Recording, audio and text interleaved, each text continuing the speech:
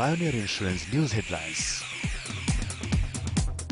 5 জানুয়ারি নির্বাচন বন্ধের আহ্বান জানিয়েছেন বরেণ্য রাজনীতিবিদরা। একে তামাশা দাবি করে বললেন, আওয়ামী লীগ সম্মান নিয়ে রাজনীতি করতে চাইলে একদলীয় নির্বাচনের পথ থেকে সরে আসতে হবে। 18 দলের মার্চ ফর ডেমোক্রেসি কর্মসূচি ঘিরে বড় ধরনের ঝুঁকির দিকে যাচ্ছে দেশ, এমন আশঙ্কার কথা জানালেন নাগরিক ঐক্যের আহ্বায়ক মাহমুদুর রহমান মান্না। তবে সমাবেশ কর্মসূচিকে ইতিবাচক বললেন সুজন সম্পাদক। মার্চ ফর ডেমোক্রেসির নামে অরাজকতাকে উস্কে দিচ্ছে বিরোধী দল, এমন অভিযোগ আওয়ামী লীগের উপদেষ্টা মণ্ডলীর সদস্য সুরঞ্জিত সেনগুপ্তের। আর জনবিচ্ছিন্ন কর্মসূচিতে জনগণ সাড়া দেবে না বলে মনে করেন মোহাম্মদ নাসিম। 29 ডিসেম্বর নয়াপল্টনে সমাবেশ করার অনুমতি চেয়ে ঢাকা মহানগর পুলিশকে চিঠি দিয়েছে 18 দলীয় জোট। অন্যদিকে বাংলা মোটরে পুলিশ সদস্য নিহতের ঘটনায় বিএনপির ভারপ্রাপ্ত মহাসচিব সহ 18 নেতার বিরুদ্ধে মামলা করেছে পুলিশ।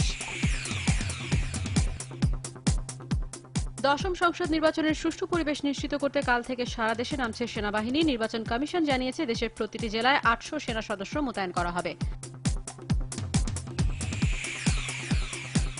মুক্তিযুদ্ধের চেতনায় উজ্জীবিত হয়ে সুখী, সমৃদ্ধ ও অসাম্প্রদায়িক বাংলাদেশ গড়ার জন্য সবার প্রতি আহ্বান জানিয়েছেন রাষ্ট্রপতি মোহাম্মদ আব্দুল হামিদ। সকালে খ্রিস্টান ধর্মাবলম্বীদের সঙ্গে শুভেচ্ছা বিনিময়ে এই আহ্বান জানান তিনি। নানা আয়োজনে উদযাপিত হচ্ছে খ্রিস্ট ধর্মাবলম্বীদের সবচেয়ে বড় ধর্মীয় উৎসব বড়দিন। প্রায় 2000 বছর আগে খ্রিস্ট ধর্মের প্রবর্তক যীশু খ্রিস্ট জন্মেছিলেন এই দিনটিতে।